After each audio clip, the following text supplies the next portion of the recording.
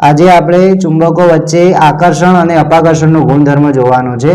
તો આજે આપણે એક પ્રવૃત્તિ દ્વારા ચુંબક વચ્ચે આકર્ષણ અને અપાકર્ષણ કેવી રીતના થાય છે તે આપણે બે ગજિયા ચુંબક દ્વારા જોઈશું। તો સૌપ્રથમ શું કરીશું, આપણે બે ચુંબક લીધા છે જેને ગાડી ઉપર ગોઠવી દીધા છે।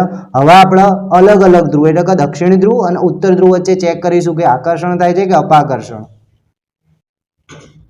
તો આપણે જોઈ શકીએ છીએ, હું બંને નજીક લાવીશ ધીરે ધીરે તો એકબીજાને ચોંટી જાય છે।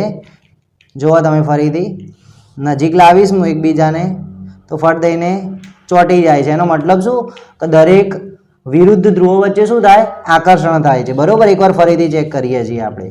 હું નજીક લાવીશ આને તો જુઓ જાતે ચોંટી જશે। ઓકે, આપણે બે ચુંબકો વચ્ચે સમાન ધ્રુવ હોય ત્યારે આકર્ષણ થાય છે કે અપાકર્ષણ થાય છે એ ચેક કરીએ। અહીંયા આપણે શું લઈશું, એક ઉત્તર ધ્રુવ છે એની સામે બીજો ઉત્તર ધ્રુવ રાખીશું ગાડીમાં અને ચેક કરીએ કે આકર્ષણ થાય છે કે અપાકર્ષણ।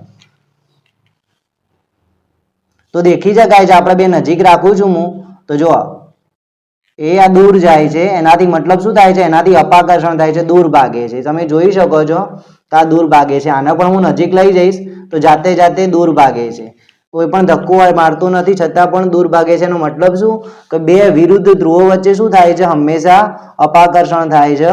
આપણે બે દક્ષિણ ધ્રુવો વચ્ચે પણ ચેક કરી શકીએ છીએ। તો જુઓ બીજા બંને દક્ષિણ ધ્રુવો વચ્ચે પણ શું થાય છે, અપાકર્ષણ થાય છે।